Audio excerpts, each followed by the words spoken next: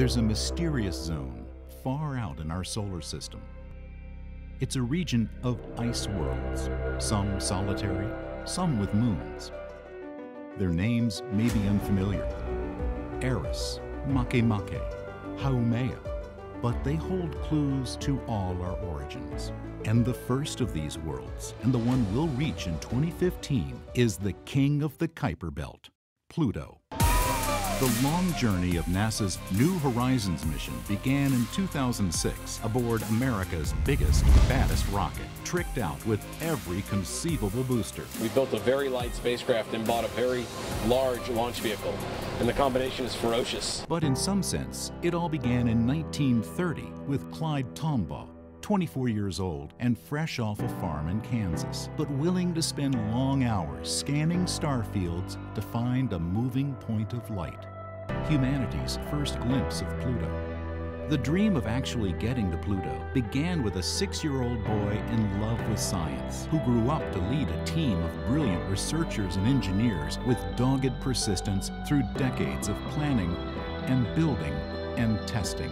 A race against time just to get to the launch pad. Exploring the outer solar system, because it's so far, takes a lot of time. It requires a lot of patience, a lot of dedication, a lot of perseverance, but it's the frontier. Assuming all goes well at Pluto, NASA may choose to extend the adventure further out into the Kuiper Belt, the solar system's mysterious third zone. This is maybe the one chance in my lifetime that we're going to get a spacecraft out there and look up close at one of these Kuiper Belt objects. December 6, 2014. We have a nominal wake up with the New Horizons spacecraft. New Horizons wakes up for the last time from hibernation. New Horizons is speeding towards Pluto at a phenomenal rate, and we can't wait for it to get there. January 27, 2015, 6 months of approach science begins. July 14, 2015, New Horizons' long journey, 3 billion miles, 9 years in flight, and 85 years of speculation about Pluto, climaxes in one day of close approach and flyby. You know, we're rounding third base and we're headed home. The dream, the adventure, the promise of discovery. That's what makes 2015 the year of Pluto.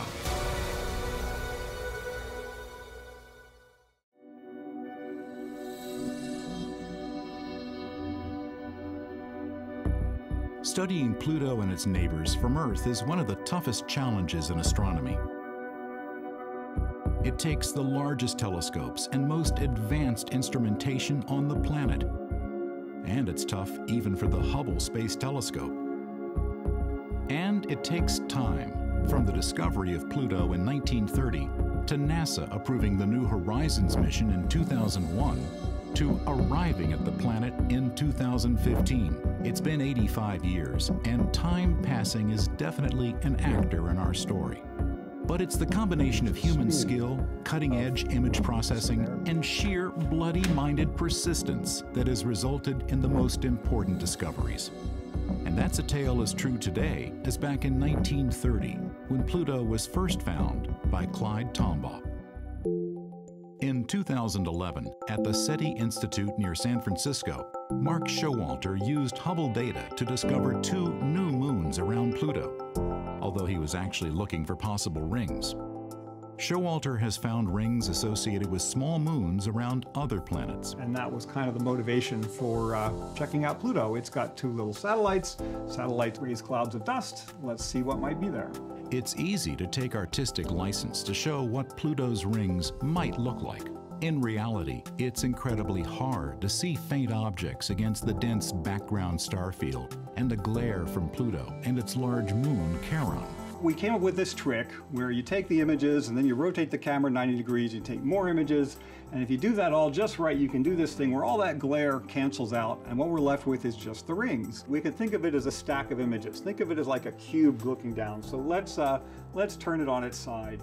So now if we start peeling off the layers and looking downward through the stack, things suddenly become much, much cleaner. For example, Hydra and Nix show up very, very cleanly. But the thing that immediately caught my eye was this little dot. right there. It's not a perfectly sharp hot pixel like over here, and that's what made it pretty convincing to me that we had seen a very small moon of Pluto that nobody had seen before. To be sure you've detected a real moon or planet, you have to show it's moving, unlike the background stars. The thing that makes moons distinctive is if we come back later, they'd all have shifted because they all orbit the central planet. This required a great deal of patience to then wait about 6 days until we got our next set of observations of the Pluto system. Sure enough, the object was still there. It had moved by just about the right amount to be something orbiting Pluto, and we knew we had a moon. Next year, Showalter and colleagues went back and built on lessons learned to see what else might be there. Summer 2012. Now, Mark had 15 more days of Hubble observations. Now, what you can see here are 3 time steps. Each of those time steps is actually about 45 minutes of data. That means it's long enough that the little moons move. It's moving back and forth in this 3-frame sequence. Hydra is moving, Nix is moving. I mean, it doesn't take a rocket scientist to say that that looks like a little moon of Pluto. It's moving just the way the others are. They're all going around the planet in the same direction. And so it was just a couple of weeks later that we made the announcement that the 5th moon had been discovered. Patience, persistence, ingenuity. That was exactly what led to the discovery of Pluto back in 1930. In Kansas in the 1920s, Clyde Tombaugh grew up in hard times and built telescopes using leftover farm implements. To check the accuracy of his best telescope, he sent drawings of Mars and Jupiter to the Lowell Observatory in Flagstaff, Arizona. They were looking for staff, and he was hired. Along with observing the stars, he stoked the furnace and shoveled snow. But one assignment made history. Day after day, he'd use this machine, known as a blink comparator, to look for anything in his images that moved. It was tedious, painstaking work, but on plates taken on January 23rd and 29th and analyzed in February, he saw a small dot that did move against the fixed stars. Announcing the results after careful confirmation, the observatory made it easy to find the new planet by adding arrows. This is an incredible work of observational astronomy, and having done something similar but with much more powerful tools, I can really appreciate his achievement. For decades, Pluto remained, more or less, a point of light. But in the mid-70s, Dale Cruikshank and colleagues attached cameras with infrared filters to a telescope at Kitt Peak. Detectors or sensors had been improved, and larger telescopes had become available. Well, we did that work in 1976 and found evidence for frozen methane on Pluto's surface. It was several years later that we found the evidence for the other ices. In 1978, astronomers Jim Christie and Bob Harrington analyzed new plates taken at the U.S. Naval Observatory in Flagstaff. Christie noted an elongation to the north of Pluto. 1 month later, the bump had disappeared. From this and other evidence, they concluded that Pluto, like Earth, had a moon, Charon. From eclipses between Pluto and Charon occurring in the 1980s, astronomers calculated that the moon was almost half the size of its parent body, so large that both objects spin around their mutual center of gravity, outside Pluto. Pluto and Charon were the first double dwarf planet combo discovered in our solar system. Using the basic physics of their orbits and the distance between them, astronomers could calculate their mass and size. Pluto was a little smaller than Earth's moon, about 1,500 miles in diameter, and had only 1/10 its mass. Between 1985 and 1990, astronomers were in luck. As Pluto and Charon orbited their mutual center of gravity, each passed in turn in front of the other. The so-called mutual events allowed astronomers like Mark Bowie to capture the changing patterns of light. Patiently, Bowie created a map of Pluto. Pluto turned out to have one of the 2 most contrasty surfaces in the entire solar system. In the mid-90s, Bowie and Alan Stern used the Hubble Space Telescope to make the first direct images of Pluto's surface. And it's exciting to Mark and I and to our whole scientific team to be able to see this object that no humans really could glimpse as a real planet, as a real object in the solar system previously. In 2005, Hal Weaver and Alan Stern used the Hubble for another close-up look at Pluto and Charon. They discovered two small, dim moons where only Charon had been seen before. Now we know from Mark Showalter's work that there are two more moons, making the current total of 5, and that Pluto is a genuine many-planetary system. From its size and orbit, astronomers estimated that Pluto is perhaps 70% rock and 30% ice. That makes it one of the largest of a whole new class of objects, the ice dwarf planets, making up what's known as the Kuiper Belt. This region is named for Gerhard Kuiper, a leading mid-20th century planetary astronomer. Kuiper suggested that the solar system didn't end with Neptune and Pluto, but that there should be a disk of other worlds beyond them. In 1992, from a mountaintop in Hawaii, David Jewett and Jane Liu found the first Kuiper Belt object. They were using new and highly sensitive CCDs, like the sensors in a modern digital camera. But their technique was essentially an updated version of Tombaw's work. Take carefully registered images of a patch of sky and see if anything moves against the distant stars. This one, QB1, did just that.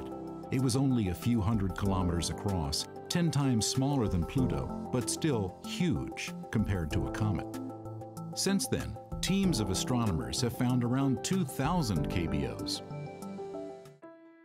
Informed by cutting-edge astronomy, but with a fair dose of artistic license, let's take a trip through this third zone of our solar system.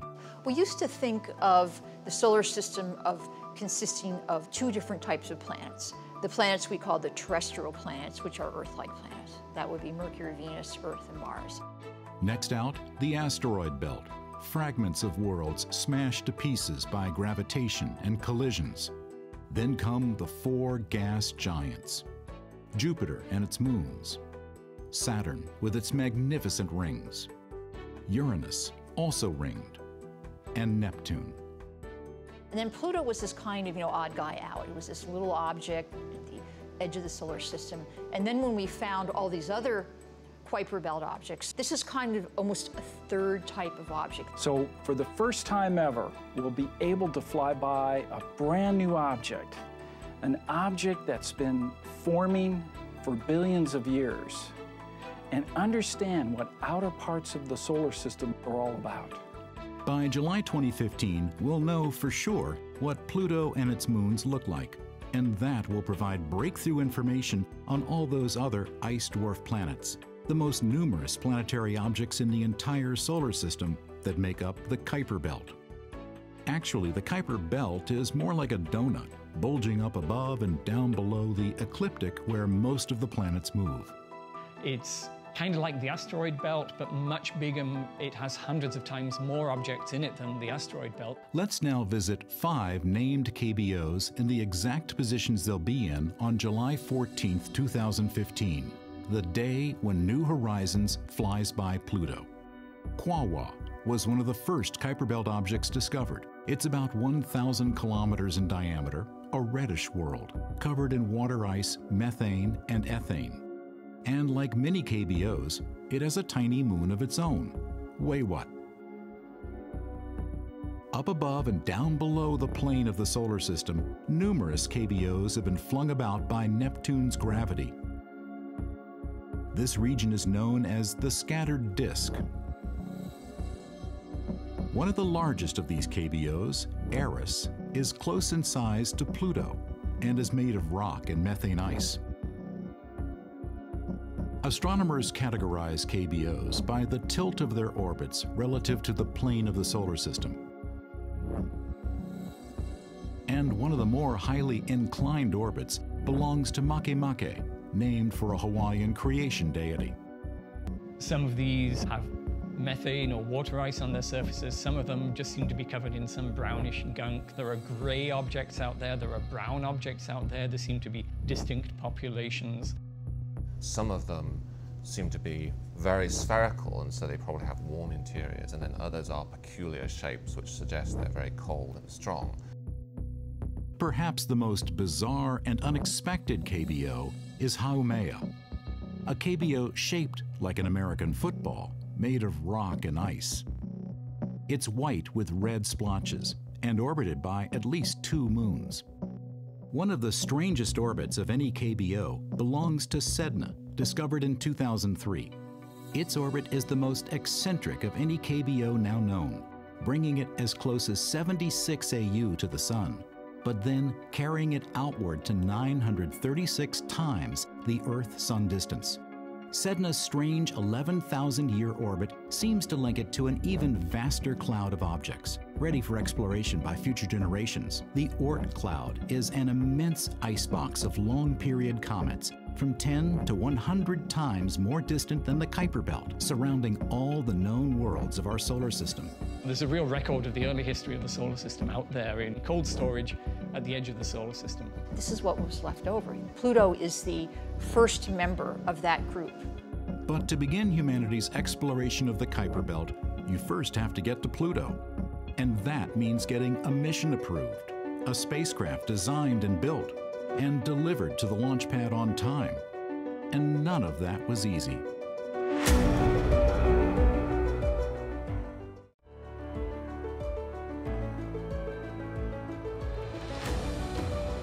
"2015 may be the year of Pluto, but getting there has taken many long years of effort.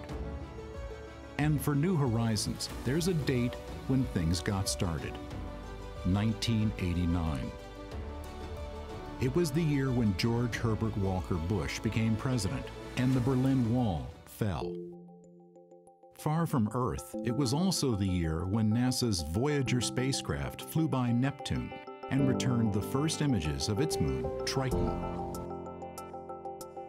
Hairstyles of some New Horizons scientists were very different, but for them, May 5th, 1989 was a most important date. That's the day that I marched into the then Division Director for Planetary Science at NASA headquarters, Jeff Briggs, as a graduate student, and asked him why we aren't studying a mission to Pluto.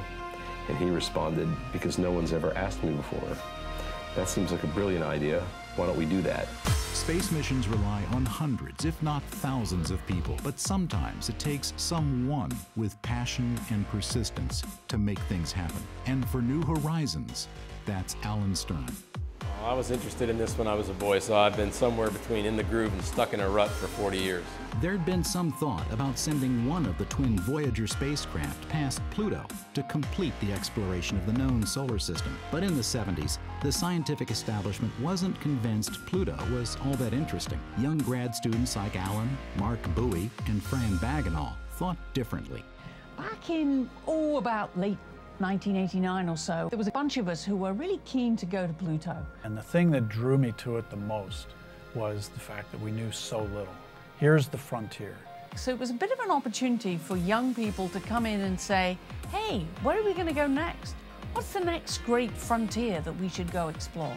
And it was clear, out to the Kuiper Belt. Alan, Fran, Mark, and a small band of enthusiasts became known as the Pluto Underground. So we realized to make this happen, we had to get together and campaign hard to make the case to go there and explore this little planet with all its moons.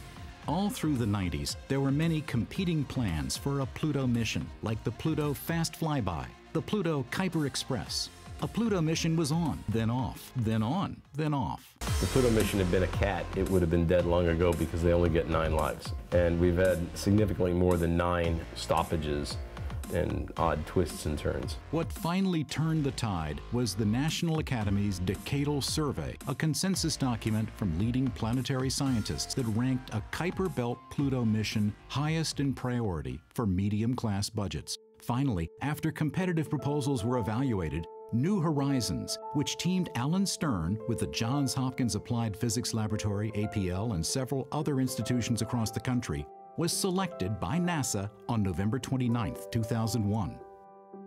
Now, plans on paper became metal in clean rooms. In 2004, lead scientist Alan Stern described the mission's key science objective. Yeah. Well, you know, the key to planetary science is that you really have to go places to get the resolution, to get up close enough to really see what's going on. We want to get up close and personal. The very best resolution of current telescopes looking at Pluto would give this kind of fuzzy image of a much more familiar world. But here's what New Horizons would see if flying over New York City, lakes in Central Park, wharves on the Hudson River. New Horizons is the first really of a whole new breed of spacecraft that is focusing on a very specific task. For this first mission to Pluto, the questions are basic. What do Pluto and Charon look like? What are they made of? How do their atmospheres behave? We had to really be disciplined and say, we can't do everything. Let's focus on the primary questions and design the instruments to answer those primary questions. The long-range imager, LORRI, will be used for navigation approaching Pluto and close-up views during the flyby. The wide-angle camera, RALPH, has both visible light and infrared sensors to map Pluto and Charon and characterize their icy surfaces. There are 2 fields and particles detectors to probe the solar wind at Pluto. The large radio antenna is an essential communications device, but both REX and ALICE, an ultraviolet imaging spectrometer, are part of experiments to analyze Pluto's atmosphere. And there's the Venetia Burney Student Dust Counter, built by undergrads at UC Boulder, and honoring the schoolgirl who named Pluto back in 1930. Together, the 7 science instruments comprise the most powerful set of detectors ever sent on a first flyby of any world in our solar system.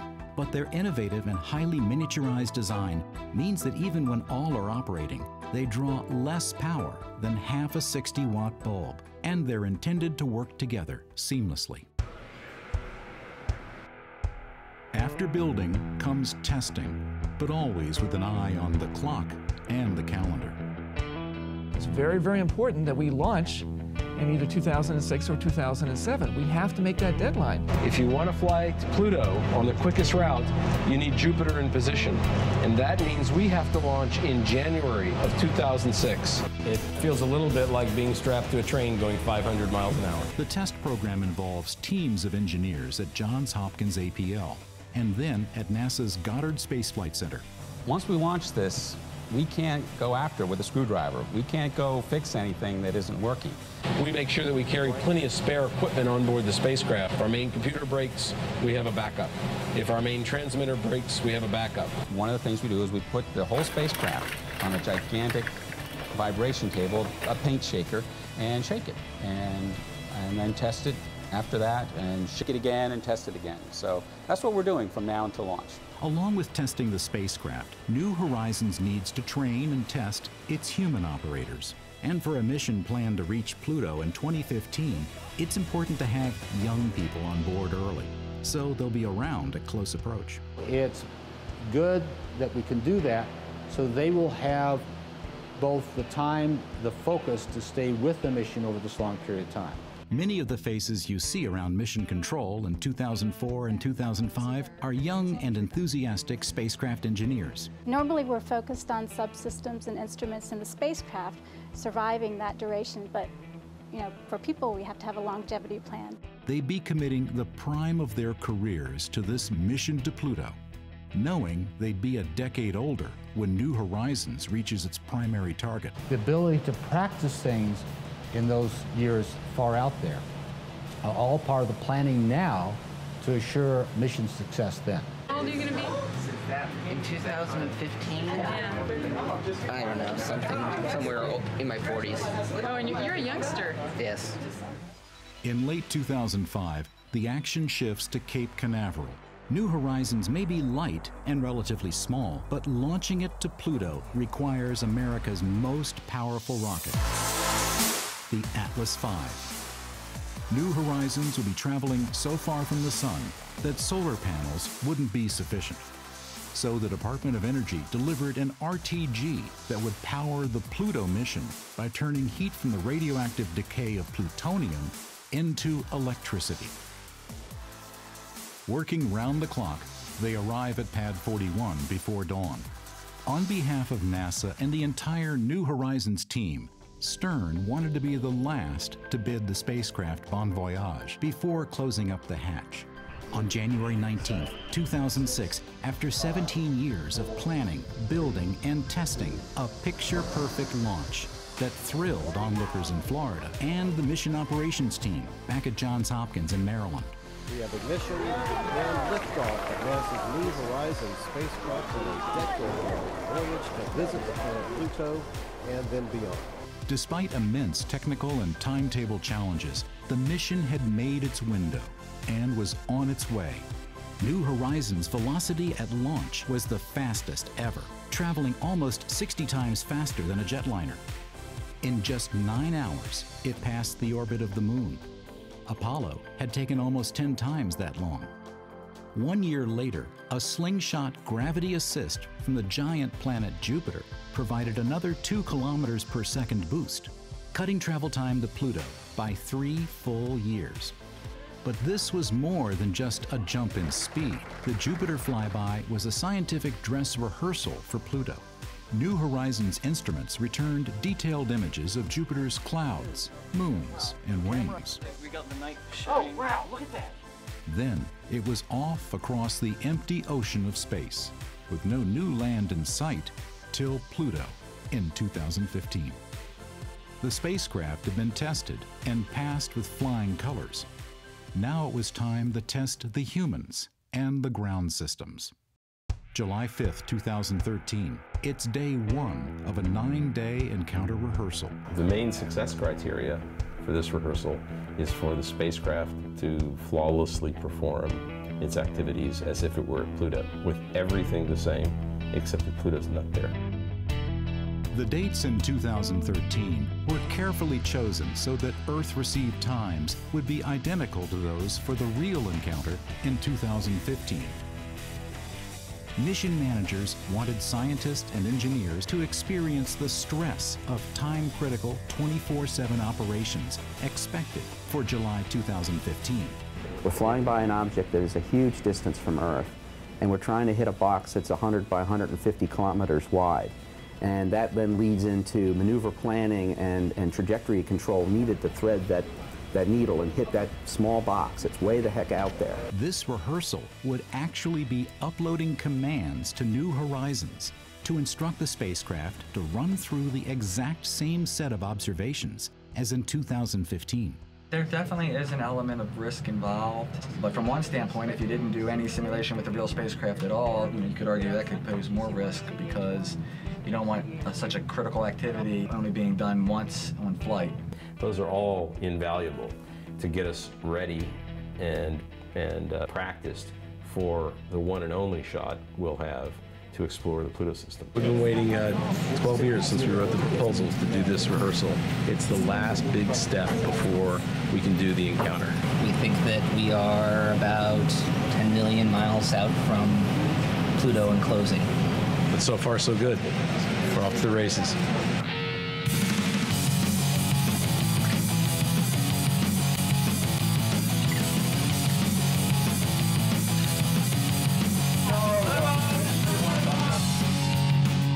Today is our 2,724th day in flight. This has been a long time coming, literally. I only want to say thanks for all the work. Let them eat cake.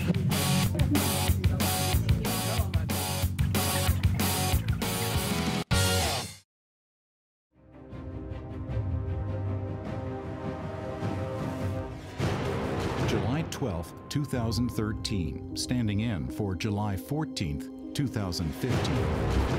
This is it, a minute-by-minute simulation of Encounter Day. It's make or break. Well, it's the most important because we've best been spending the 24 hours of the most intense activities that we've been running on the spacecraft, and this is the longest that we've been out of contact since we've entered encounter rehearsal. This may be a rehearsal, but New Horizons has been firing its thrusters and spinning in space, identical maneuvers to those planned for 2015. On Encounter Day, the spacecraft will be too busy taking data to send back images. That's why its first simple "I'm alive" message will be so important. Sometime within the next minute, DSS 43 should lock up on the signal.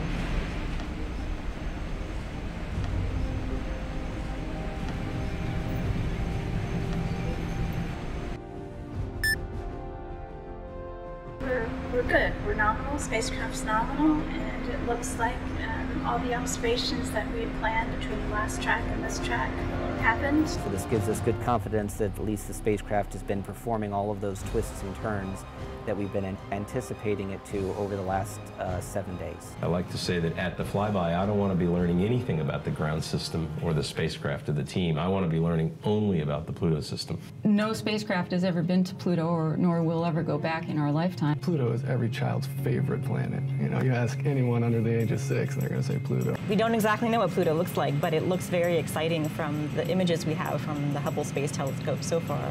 We really can't wait to get there and see what it actually looks like.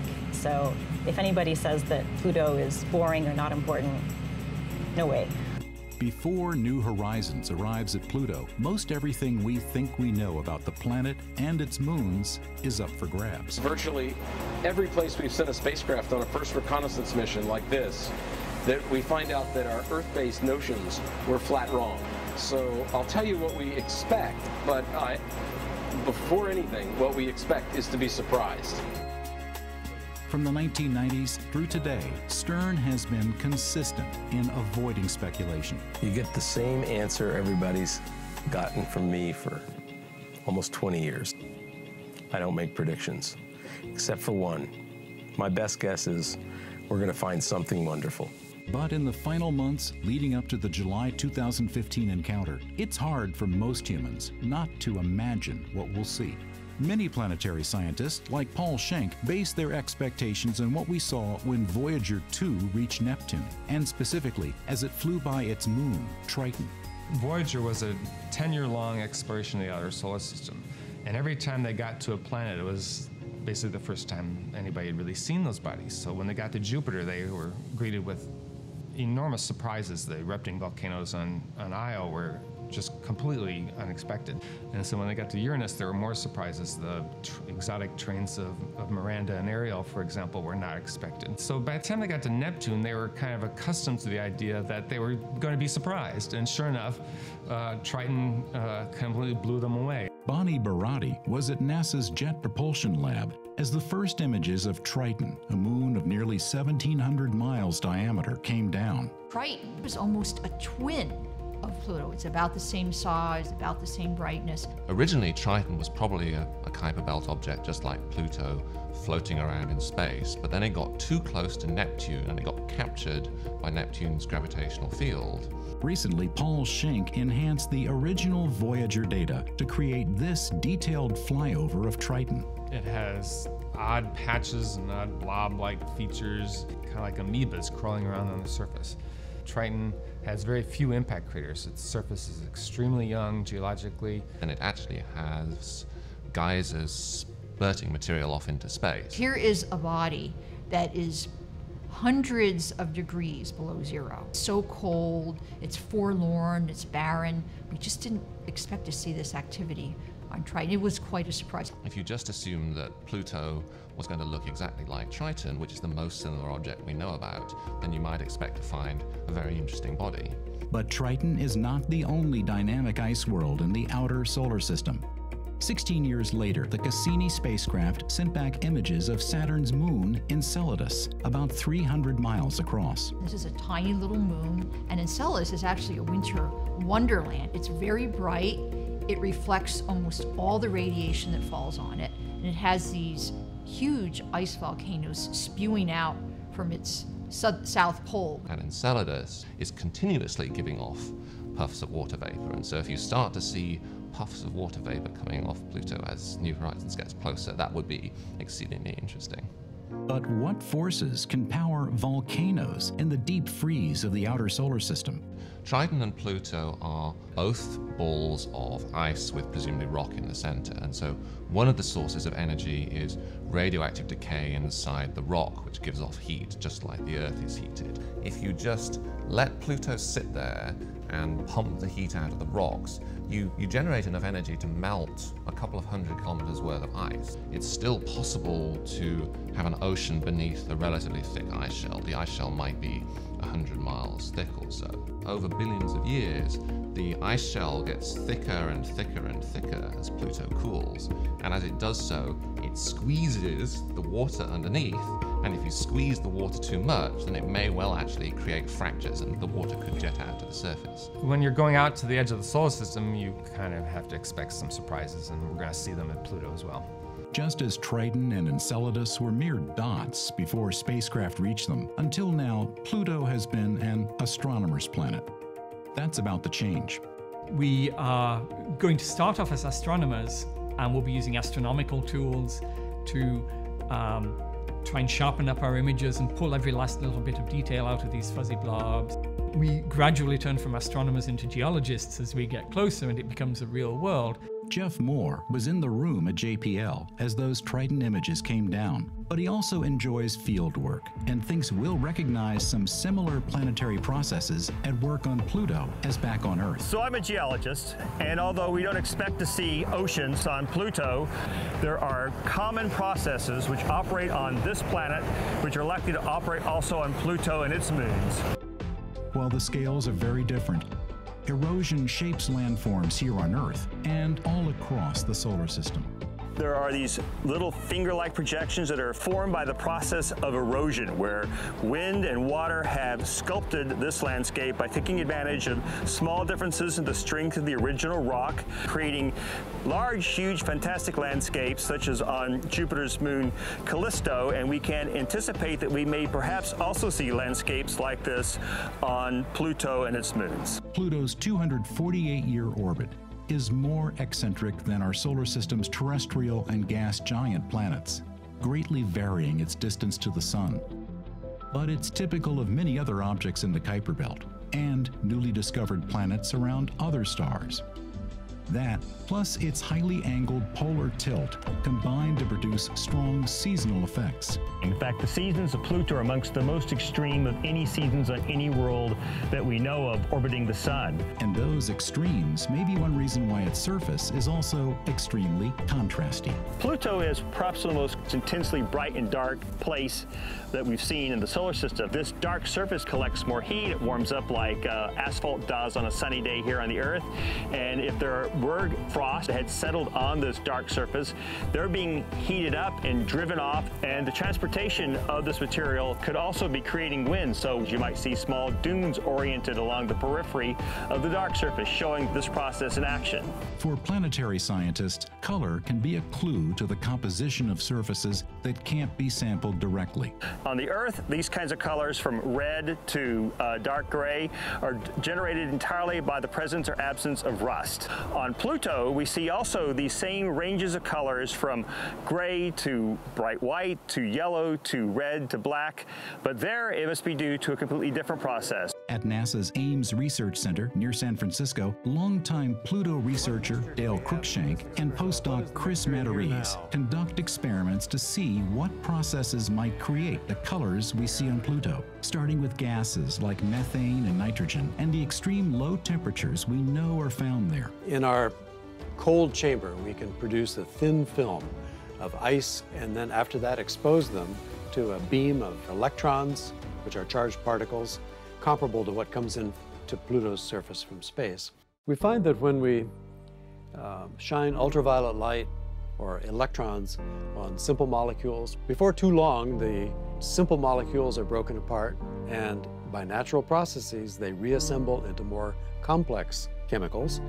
So far, the colors we make in the lab from irradiating these ices is fairly close to what we see on Pluto. There are tones of yellow, light brown, up through fairly dark red. And if we carry the processing by ultraviolet light to an extreme degree, the material actually turns black. And this is almost the color of pure carbon. Seeing how radiation transforms simple ices into complex and colorful organic molecules should help interpret the close-up views of Pluto's surface that'll be sent back by New Horizons. Color translates to the duration of the exposure of these otherwise colorless ices over a year, 10,000 years, 10 million years. That may in turn tell us more about the nature of the exposure of Pluto's surface and even the age of Pluto's surface. Dale Cruikshank began observing Pluto back in 1976. Now, 39 years later, he's ready for its close-up. We can say that Pluto is chemically active, chemically dynamic. We don't know yet if it's geologically active and dynamic, but that's what New Horizons is going to tell us. We've been surprised in that way before as we've passed other planetary bodies that we had thought were totally cold, dead, inert worlds, and find that there are geysers, there are ice flows, there are cracks, and all kinds of evidence for geological activity. I can still remember the first time I saw Pluto in a telescope, and it was just a little dot that you could barely see. It will be amazing that within a period of hours, it will be transformed from this tiny dot that I studied as an astronomer to this huge geologic world that will be able to see volcanoes and faults and ices and mountains and craters. I mean, it'll be truly an amazing experience to see it transformed.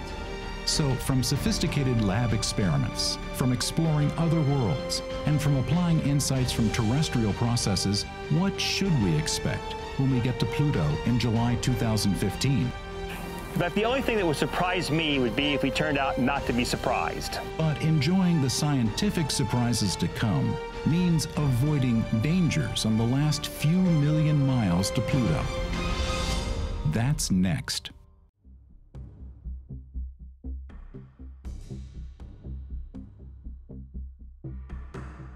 December 6, 2014. In Mission Control, Alice Bowman and her team wait to get confirmation that New Horizons has exited what's called hibernation. For 2/3 of its 3 billion-mile journey, most spacecraft systems have been turned off, saving wear and tear on the science instruments. New Horizons sends a simple signal once a week just to say, "I'm still A-OK." Alice's team has a unique way of showing spacecraft status. When New Horizons is hibernating, their bear mascot is safely asleep. When the spacecraft wakes up, they put on its party hat. If all goes well, this will be the 18th time spacecraft and bear have woken up. But December 2014 is different. VIPs from NASA are on hand. 2 film crews document the action as Alan explains the benefits of hibernation. It lowers our cost because we don't need to have people babysitting the spacecraft 24/7. Outside interest in New Horizons is building. If all goes well, New Horizons will stay awake, flying by Pluto in July 2015, and then returning data until October 2016. Copy that. Thank you, GNCs. Tonight, data trickles in, and Alice has to wait to be certain New Horizons is fully awake. We should be getting it momentarily. Should be any minute now. It's like watching paint dry. I figure if I stare at the screen hard enough.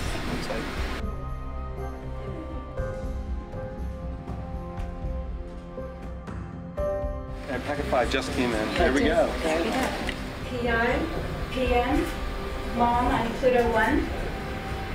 We have a nominal wake-up of the New Horizons spacecraft on its way to Pluto. We're ready for our next leg of the journey. Was awake. Our bear. He's going to be here for a while. This is a watershed day. We have completed the cruise across 3 billion miles of space. The spacecraft is now awake. Finally, after 9 years, I'm glad to see hibernation behind us and active ops ahead. On to Pluto. But there are still hundreds of tasks to ensure a safe flyby in July 2015. January 27th, New Horizons has been sending back technical data and all seems fine. But today is the first time Hal Weaver and Andy Cheng will be seeing new science images. I thought I saw it pop up here. Yeah, let's try that again. Cheng is lead scientist for the LORRI camera. LORRI is used for navigation to find the targets and to correct the trajectory so we get to the right place at the right time. Voltages, currents, temperatures all look normal. No error messages. This is it. Let's check out the very first images. And then Sharon, right there, peak pixel 55. That's right. Okay. All right, so there they are. Let's look at the whole For field. project scientist Hal Weaver, even the jump in size from 1 to 2 pixels was significant. This is a real milestone in the New Horizons mission, the very first images of Pluto in the Pluto encounter year. Hadn't turned Lori on, hadn't gotten any images since last summer, last July, but this is it. This is the start of it. How she blows. We really don't know what we're going to see. That's what this mission is all about. What is the surface of Pluto really like? How big is it? What are the orbits really? So it's nothing but delightful surprises coming for us. But some of the surprises may not be quite so welcome. As New Horizons gets still closer to the Pluto system, Lori will be able to identify small moons and possible rings that can't be seen from Earth. John Spencer is leading the UHAZ campaign. UHAZ stands for Unknown Hazards. We may find new moons or even rings around Pluto, and if we see anything like that, we're going to want to determine whether it poses a threat to the spacecraft, because if it does, if there's debris that we might run into that might damage or kill the spacecraft, then we want to evaluate that hazard and determine whether we should take any evasive action. To find out just how vulnerable New Horizons might be to even tiny dust particles, the mission sent samples of spacecraft components to the White Sands test range. Technicians at White Sands set up gun tests to assess how vulnerable New Horizons' outer covers and cables might be. We went to 2 facilities that could shoot things into parts, models of the spacecraft. While the results might look dangerous, the mission has options to take evasive action. One of the backup strategies we have if we feel we need to give the spacecraft extra protection is that we orient it so that the high-gain antenna here, which is literally pretty bulletproof and can protect the spacecraft, is going to be facing forward in the ram direction. This is ram in the sense of battering ram. It's a direction in which stuff will be coming at us and ramming into the spacecraft. And if that is facing forward, then any dust particles that hit the spacecraft are most likely to hit that antenna where they won't cause us problems. And only a small part of the spacecraft around the edges is going to be exposed to those particles. That would protect the guts of the spacecraft, but limit the pointing of the cameras. The cameras are fixed to the spacecraft, so if the spacecraft has to point in one direction, the cameras can only point in a limited range of directions. This limits the amount of times we can photograph the system as we go past, because we can only photograph objects when they're just in the right angle that we can look at them while protecting the spacecraft with the main antenna. Another option is to take different trajectories through the Pluto system. That's called the Shabbat play. Shabbat is the best acronym in the space business. It stands for Safe Haven by Other Trajectory.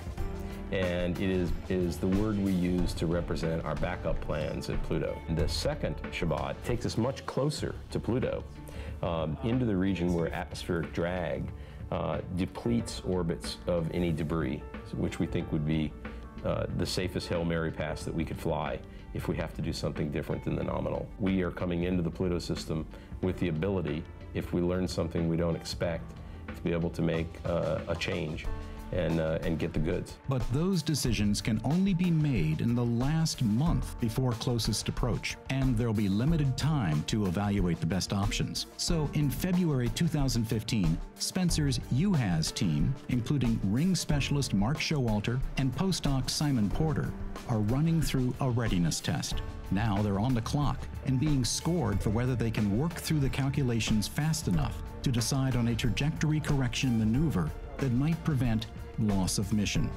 And that makes this exercise more critical than any that have gone before. The difference between this and previous operational readiness tests is that this is where we have to demonstrate to the project and NASA that we can do this. But the only test that really matters comes on July 14th, 2015. That one day will pay off 26 years of dreams and 9 years in flight.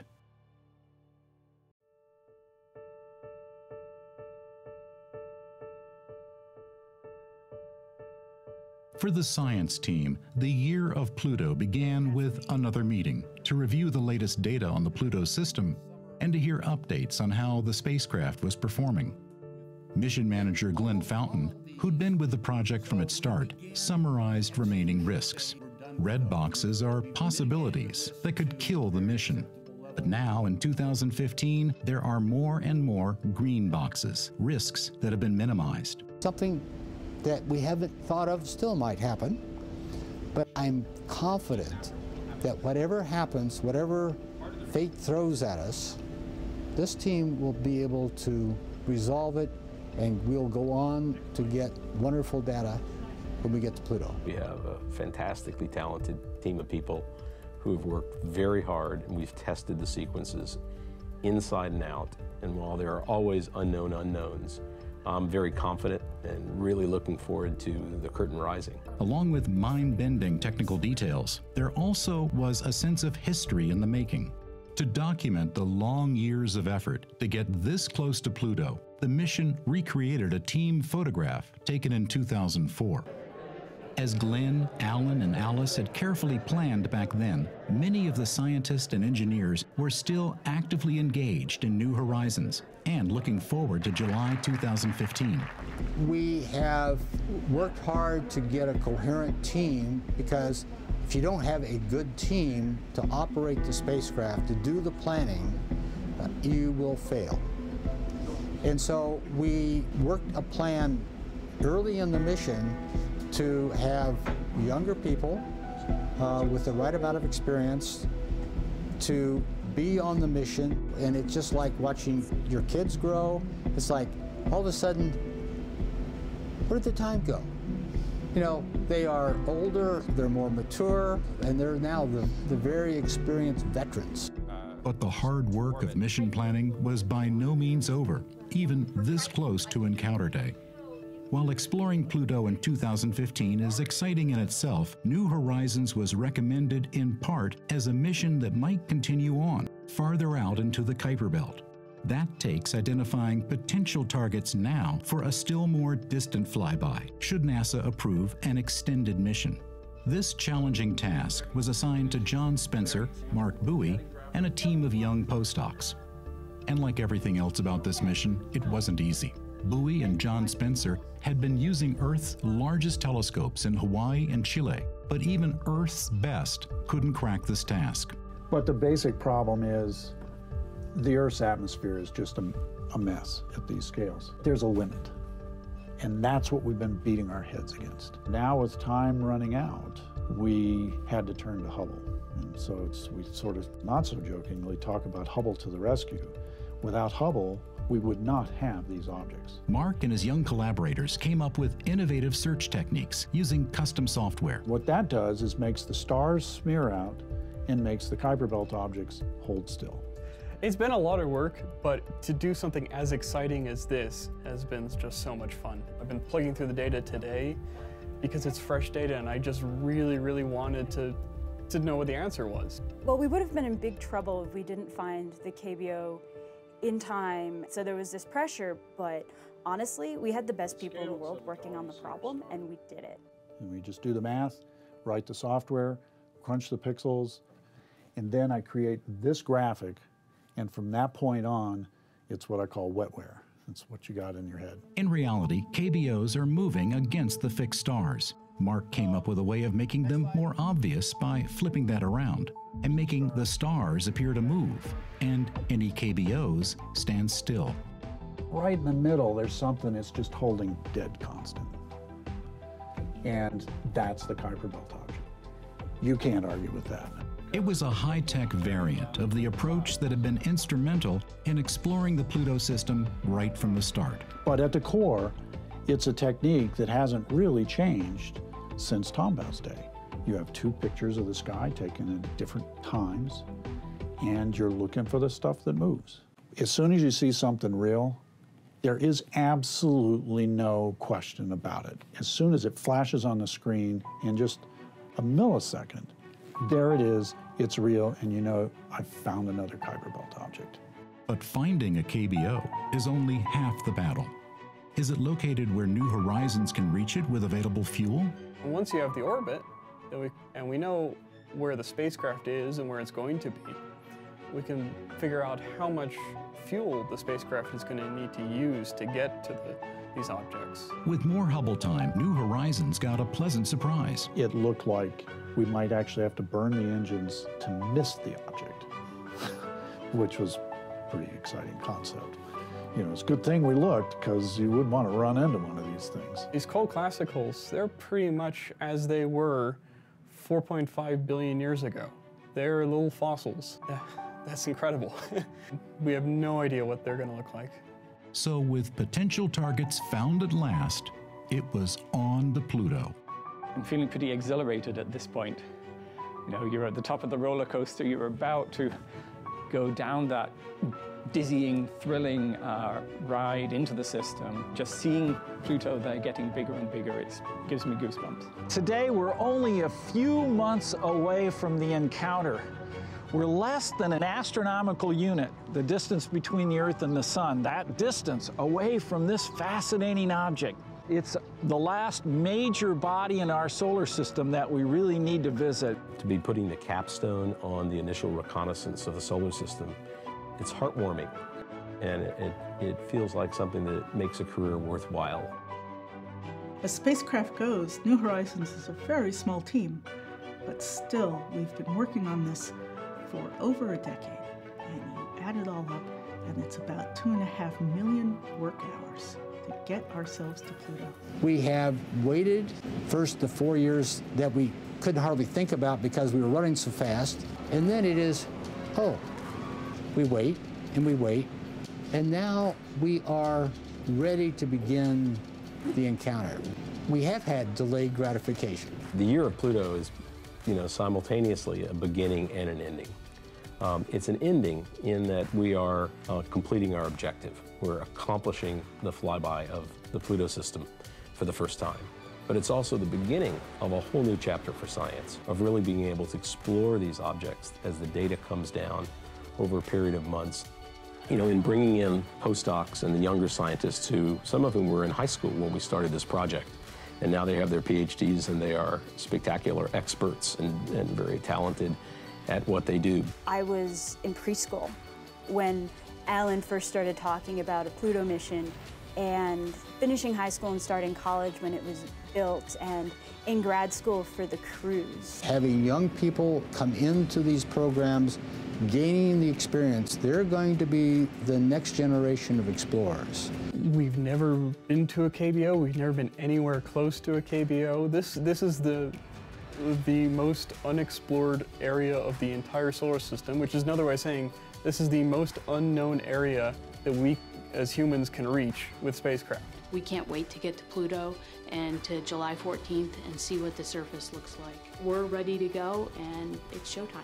We are capable of continuing an adventure that humanity began 100,000 years ago as our ancestors walked out of Africa.